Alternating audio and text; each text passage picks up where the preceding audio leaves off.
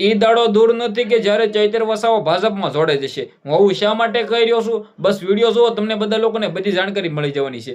નમસ્કાર મિત્રો, એક નવો વિડીયોમાં તમારું સ્વાગત છે. સૌપ્રથમ ચેનલમાં પહેલી વાર આવ્યો હોય તો વિડીયો શેર કરી દેજો, સબસ્ક્રાઇબ અવશ્ય કરી દેજો, જેથી તમારો ભાઈ તમારા માટે આવા નવા વિડીયો લાવતો રહું. જે આ મિત્રો વાત કીધું, તમે બધા લોકો જાણતા હશો કે હાલ ચૈતર વસાવાને 7 વર્ષની જેલની સજા થઈ છે, પડી છે.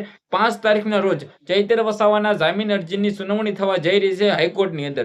જે આ મિત્રો વાત કીધો 5 આવનારી તારીખ છે, એટલે કે મિત્રો વાત કીધો 1-2 દિવસની અંદર ચૈતર વસાવા જેલમાંથી બહાર પણ આવી શકે છે. અને જો ચૈતર વસાવા જેલમાંથી બહાર આવ્યા તો માની લેવાનું કે થોડાક ટાઈમમાં ચૈતર વસાવા ભાજપમાં જોડાઈ જશે. કારણ કે ચૈતર વસાવા સાથે વારા ઘડી કંઈક ને કંઈક થઈ રહ્યું છે. ચૈતર વસાવાને નાના નાના કેસોની અંદર મોટી મોટી સજાઓ થઈ રહી છે. ચૈતર વસાવા સાથે જે પણ થઈ રહ્યું છે, મને લાગે છે કે ચૈતર વસાવા આ સહન નહીં કરે અને ચૈતર વસાવા જોડાઈ જશે ભાજપની અંદર. અને મને લાગી રહ્યું છે કે બિલકુલ ચૈતર વસાવાએ એવું જ કરવું જોઈએ કે ભાઈ ચૈતરભાઈ વસાવા વારા ઘડી જેલમાં જઈ રહ્યા છે, આવું સહન નથી કરવું. ચૈતરભાઈ વસાવા તમે ભાજપમાં જોડાઈ જાવ અને ભાજપમાંથી પણ ચૈતર વસાવા કામ કરશે આદિવાસી સમાજના લોકો માટે. પરંતુ હાલ ગુજરાતની અંદર હાહાકાર મચશે. જે રીતે રાજુ કરપડા હતા એ મિત્રો ભાજપમાં જોડાઈ ગયા હતા, આમ આદમી પાર્ટીના નેતા હતા, અને ત્યારબાદ ગુજરાતની અંદર ઘણા બધા ટ્રોલ પણ થયા હતા, પરંતુ તે ભાજપમાં છે અને ભાજપમાંથી બહાર આવતા નથી ખેડૂતોને સપોર્ટ કરવા માટે. પરંતુ ચૈતર વસાવા તો મને લાગે છે કે આદિવાસી સમાજના લોકોને સપોર્ટ કરવા બિલકુલ મેદાનમાં આવશે.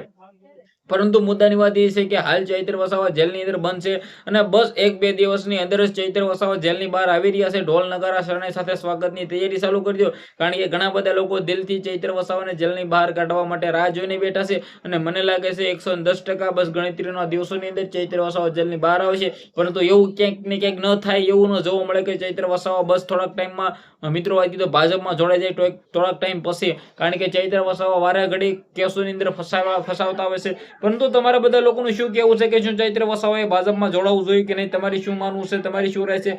જે પણ હોય કમેન્ટ કરી દેજો, શેર કરી દેજો, ફોલો અવશ્ય કરી દેજો, જેથી તમારો ભાઈ તમારા માટે આવા નવા વિડીયો લાવતો રહું. આજના વિડીયોમાં આટલી જ માહિતી. આપણે એક નવો વિડીયો મળી જાય. બધા લોકોને દિલથી ધન્યવાદ. જય હિન્દ, જય ભારત.